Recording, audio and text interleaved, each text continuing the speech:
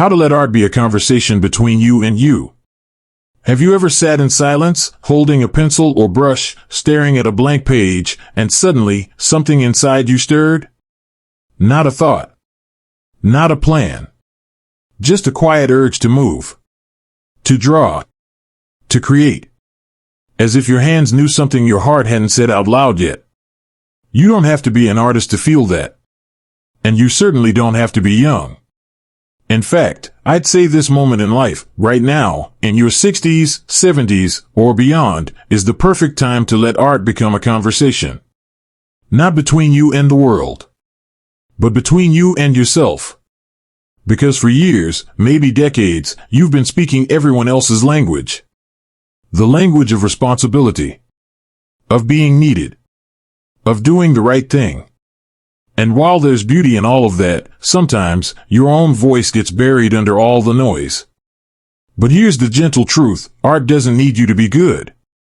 It just needs you to show up. You see, art is the one place where you don't have to explain yourself. You don't have to make sense. You don't need credentials, or approval, or even a reason. You can paint a blue tree. You can draw your sadness as a spiral or your joy as a field of orange dots. And nobody's going to grade you on it. And maybe that's why it feels so healing. Because for once, you're not performing. You're not pretending. You're just listening to what's inside and letting your hands translate it. I once knew a woman named Darlene. She was 72 when she picked up a paintbrush for the first time. Her hands shook, and she said she couldn't even draw a stick figure. But her eyes? They lit up like she had found something she didn't know she'd lost. Darlene didn't care about being perfect. She painted sunsets with green skies and flowers that floated in midair. They don't have to be real, she told me, they just have to be mine. And every week, that blank canvas became a little mirror, one that didn't reflect her wrinkles or worries, but the colors of her soul. That's the kind of conversation I'm talking about. One without words. One where you don't have to justify how you feel or what you remember or what still aches. You just let it come out, through color, through movement, through shapes and silence. Even something as simple as coloring in a printed design with crayons can become a gentle ritual. A way of saying, I'm here. I matter. I still have things inside me worth expressing. And don't let anyone fool you into thinking it's too late to begin. The truth is, most of us were creative before we were ever practical. As children, we drew before we wrote. We sang before we spoke in sentences. We imagined before we reasoned. And that part of us, yes, even now, is still alive. Still reachable. Still hungry to be heard. You might feel silly at first. Or self-conscious. That's okay. Let those feelings come, and then keep going. Because what you're doing isn't about creating art for display, it's about creating space inside yourself where you can just be. That's what art really is. Not a product. But a space. A sacred one. Where you meet yourself without judgment. Where you explore your memories without fear. Where you feel your feelings without needing to make them tidy or logical. Sometimes you'll make something and not even know what it means. That's part of the beauty. Because just like a dream, not everything your soul expresses will be immediately understood by the mind. And that's okay, too. Let it be strange. Let it be messy. Let it be yours. The point isn't to impress. The point is to reconnect. To soften the distance between who you were, who you are, and who you're becoming. So if you're wondering where to start, you don't need fancy supplies. A ballpoint pen and a napkin will do. A melody hummed under your breath. A lump of clay rolled between your fingers. Even scribbles, even stick figures, even lines that go nowhere, they count. They're real. Because they came from you. And sometimes, after a while, you'll find that the paper begins to speak back. Not with words. But with a sense of release. A whisper of understanding. A quiet breath of, oh, so that's what I've been carrying. It's strange, isn't it? how a color, a shape, even a gentle smudge can bring back a memory you hadn't touched in years. One moment you're sketching a tree, and suddenly, you're 10 years old again, sitting in your father's lap as he pointed out birds in the branches. You didn't mean to remember it, it just surfaced, like a leaf rising from the bottom of a still pond. That's the magic of making art at this stage of life. You're not doing it to find yourself, like in your 20s. You're doing it to revisit yourself. To finally spend time with all the versions of you that never had the chance to be heard. One man I met, Earl, used to draw tiny comic strips in the margins of his grocery lists. Just for fun. He said they were conversations between him and the part of me that never grew up. His little sketches were full of jokes only he understood, quiet, private jokes. And yet, every time he drew one, he'd laugh a little. Not for anyone else. Just for himself. And that's the point. Not everything has to be shared. Not everything has to be seen. In a world obsessed with posting and performing, art can be the last truly private act. A place where you're free to be messy, uncertain, even contradictory. You don't have to choose whether you're happy or sad when you paint. You can be both. You can layer blue over yellow, mix them into green, and watch your emotions blend the same way. Art accepts that you're many things at once, just like life does, if we let it. There's a kind of peace that comes from letting your feelings live somewhere outside your body. From giving them shape. A safe place. A home. Some people journal with words. Others stitch quilts, knead bread, build birdhouses. All of it counts. All of it is art. Because all of it starts with the same question, how do I feel? And the answer doesn't have to be spoken. It can be folded into fabric, pressed into clay, brushed in light strokes on an old piece of cardboard. You don't need a studio. You just need a corner. A drawer with a few tools that feel right to you.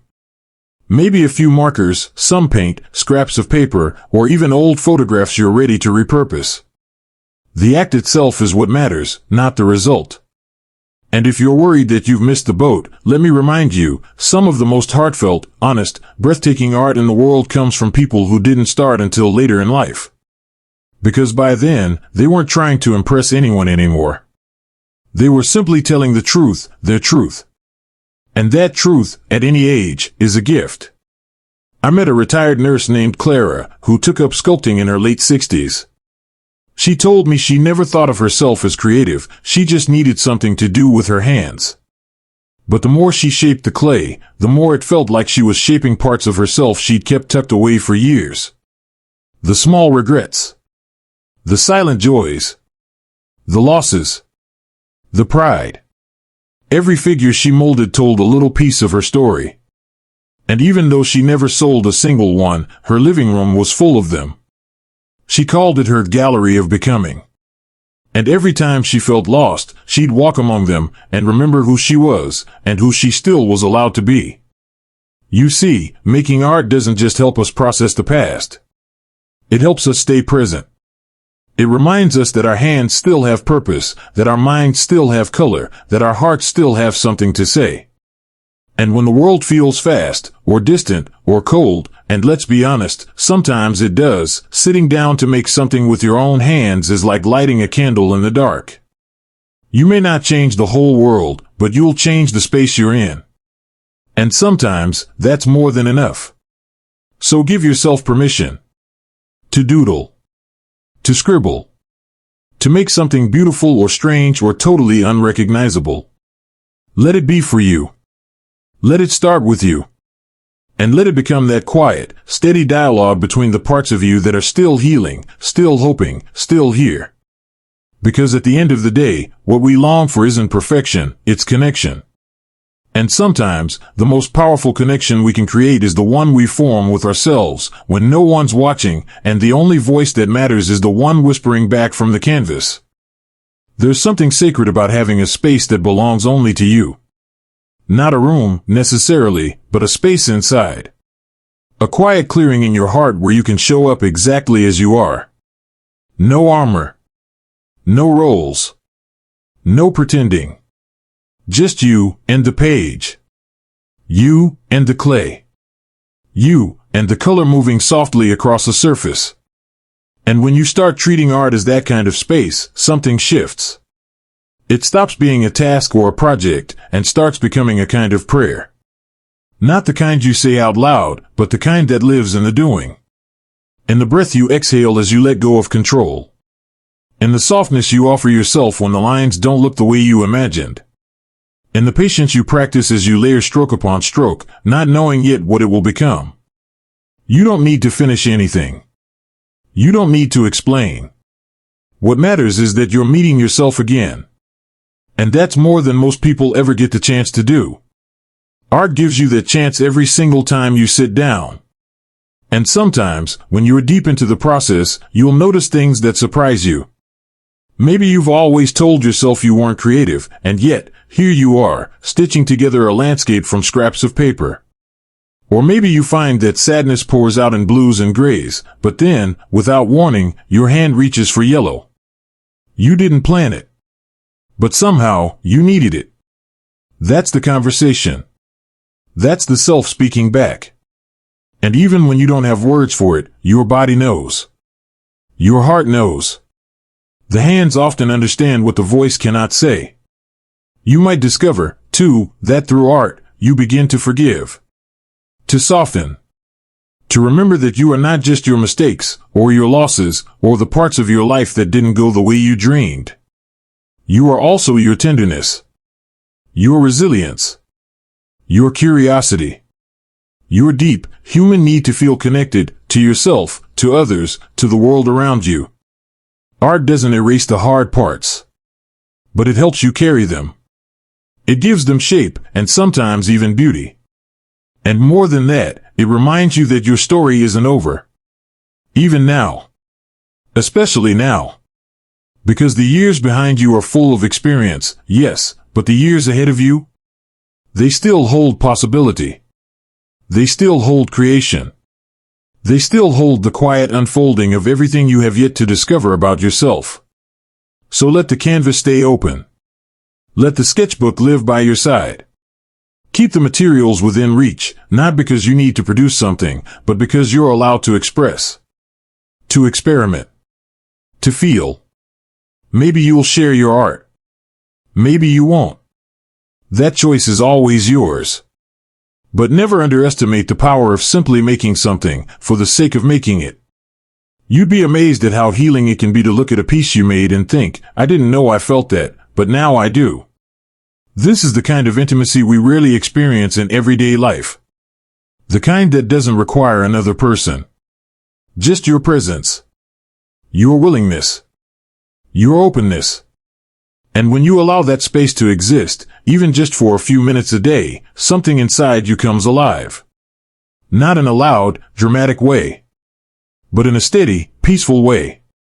Like a light flickering on in a long-forgotten room. That light belongs to you. So whether you're painting or writing or humming a tune to yourself in the kitchen, trust that what you're doing matters. It doesn't need to be seen to be valuable. It doesn't need to be understood to be real. Because this conversation, between you and you, is the most honest one you'll ever have. And maybe, just maybe, it's also the most beautiful. So go ahead. Create. Not to prove anything. But to feel everything. To witness yourself. To remind your heart that it's still beating, still dreaming, still very much alive. Thank you for being here, for listening, and most of all, for being willing to meet yourself again, through art. If this spoke to you, I'd love to hear how you connect with your creativity. Leave a comment and let me know what art means to you. And if this video gave you something to think about, consider giving it a like, and subscribing for more content just like this. Until next time, keep creating. Keep exploring. And above all, keep listening to that quiet voice inside that says, you still have something to say.